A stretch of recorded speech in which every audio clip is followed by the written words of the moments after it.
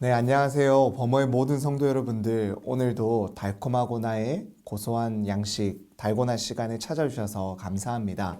설 연휴의 마지막 날인데요. 잘 보내고 계시죠? 오늘도 우리가 함께 하나님의 말씀을 읽고 묵상하며 이 말씀이 내 삶에 정말로 귀한 꿀송이보다 달달하는 것을 경험케 되기를 간절히 소망합니다.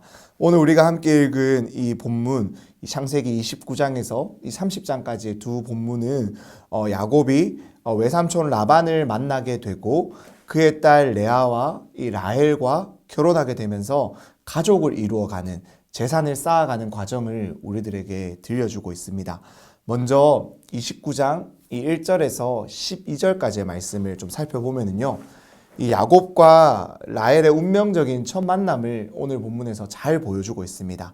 하지만 여기서도 이 야곱은 여전히 하나님의 약속과 이 축복을 이어받았지만 하나님을 직접 보았지만 그러한 모습을 전혀 그러한 사람이다라는 것을 전혀 보여주지 못하고 있습니다.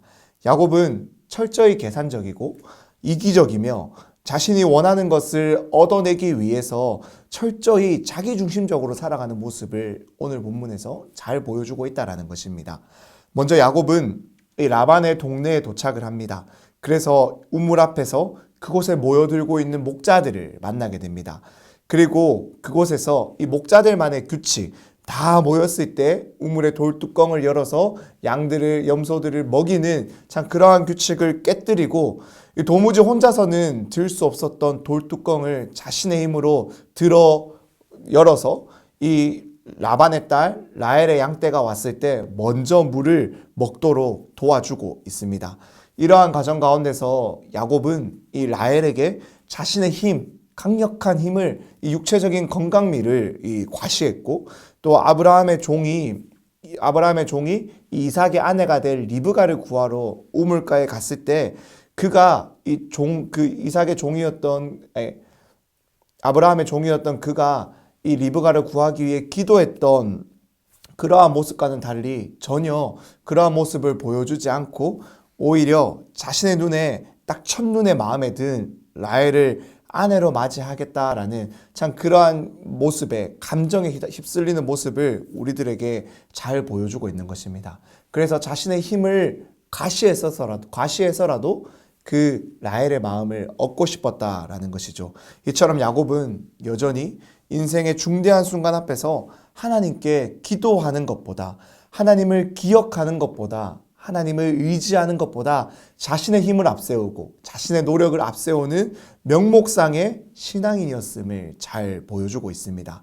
사랑하는 여러분, 우리들의 모습은 어떠합니까?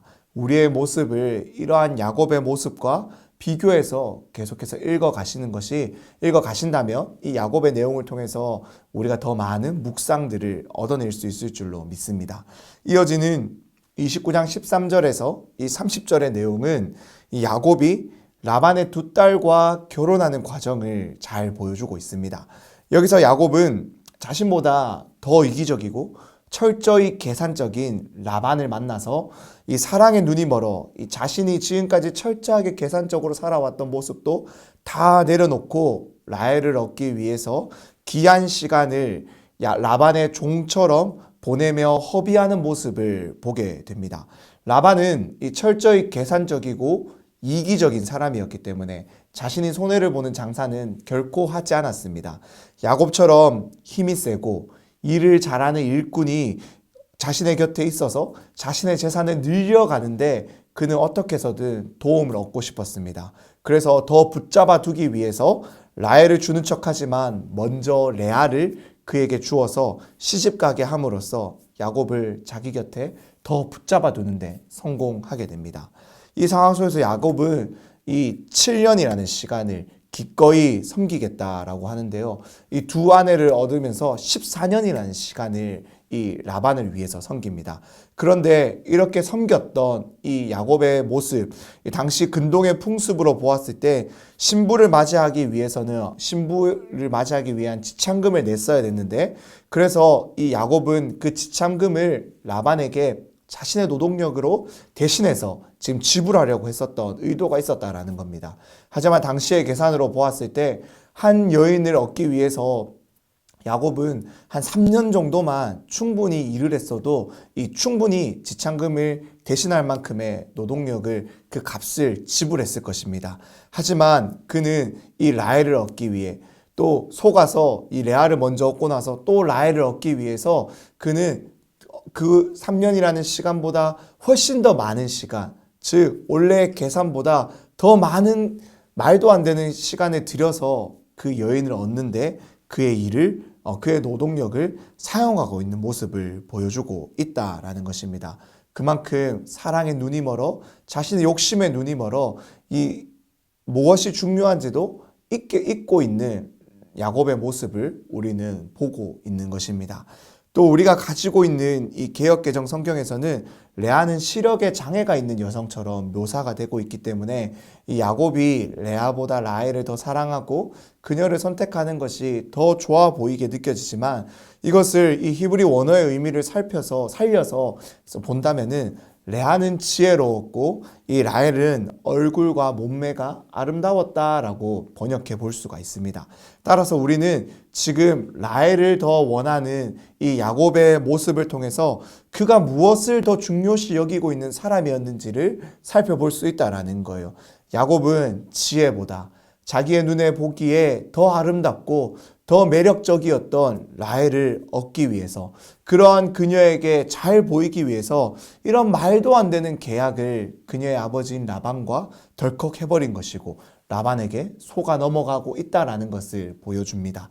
여전히 야곱은 자신의 눈에 보기에 좋은 선택을, 자신이 원하는 선택을 하면서 하나님이 자신을 통해서 이루실, 자신에게 해주신 그 약속을 이루어 가는데 관심이 있기보다는 자신의 삶의 기쁨과 욕심과 만족을 얻기 위해서 살아가고 있는 모습을 우리들에게 보여주고 있다는 것입니다.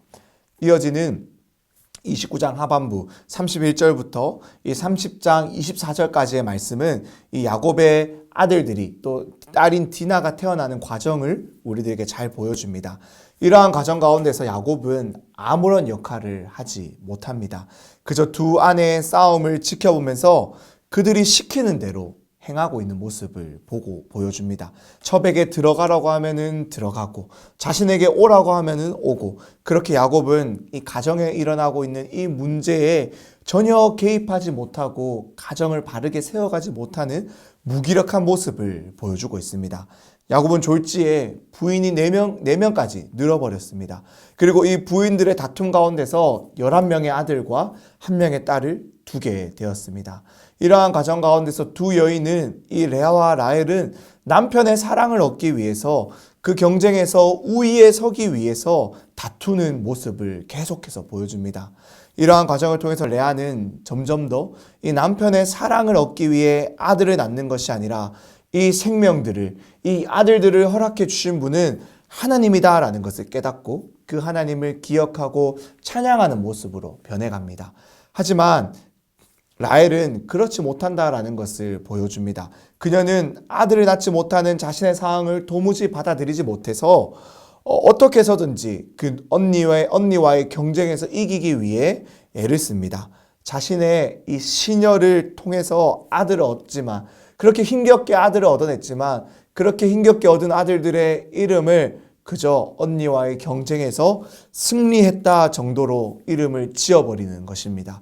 그리고 이 야곱을 통해서 분명히 이 생명의 태를 여시는 분은 하나님이다라는 사실을 오늘 본문에서 듣게 되지만, 3장에서 듣게 되지만 그녀는 그 사실을 기억하지 않고 인지하지 않고 르우벤이 합한 채를 가지고 왔을 때 그것을 어떻게 해서든 얻어내서라도 내 능력으로, 내 힘으로 아들을 얻고자 하는 모습을 계속해서 보여주고 있습니다. 하나님을 인식하지 않고 인정하지 않고 기억하지 않는 모습을 그가 보여주고 있다는 것입니다. 하지만 그러한 라헬에게도 하나님은 결국에 라헬의 태를 열어주시고 아들을 허락하여서 요셉을 낳게 합니다. 그것이 언제입니까? 이 30장 22절 말씀에 보면은 하나님이 라헬의 소원을 들으셨다라고 기록하고 있는데요. 다시 말해서 라헬도 결국에 하나님을 인정하고 그 하나님께 구했을 때 하나님은 그러한 기도에 응답하시며 요셉을 허락해 주셨다라는 겁니다. 결국 이 사건의 결론도 우리는 이렇게 낼 수가 있습니다. 우리의 어떠함에도 불구하고 하나님 당신께서는 약속과 계획에 신실하셔서 그것을 실천해 나가시는 하나님을 발견하는 것으로, 우리는 그 하나님의 모습을 이 본문을 통해서 보는 것으로 이 본문을 마무리할 수 있어야 합니다. 하나님은 베델에서 야곱을 만났을 때 그에게 약속을 주셨던 것처럼 그를 통해서 지금 민족을 이루어가고 있습니다. 또 남편의 사랑을 갈구했던 두 여인의 다툼 속에서도 그 여인들의 마음을 결국에 하나님을 알아가도록 빚어가시고 만져가고 있음을 보게 됩니다. 우리는 이렇게 여전히 변하지 않는 야곱, 자신들의 욕심을 위해서 다투었던 두 여인 가운데서 신실하게 일하시는 하나님을 보게 됩니다. 마지막으로 30장 후반부에서는 야곱이 자신의 품삯을 정하게 되는 이야기를 들려주고 있습니다. 야곱은 이 외삼촌이자 장인인 라반을 찾아가서 이제 자신의 품삯을 요구합니다. 내 가족도 많이 늘었고 이제 고향으로 내가 돌아가고 싶다라는 이야기를 전합니다. 하지만 이것은 곧 진심이 아니었음을 알게 됩니다. 야곱은 정말로 고향으로 돌아가고 싶었던 것이 아니라 자신의 품삯을 원했다라는 것입니다. 철저하게 계산받고 싶었다라는 거예요.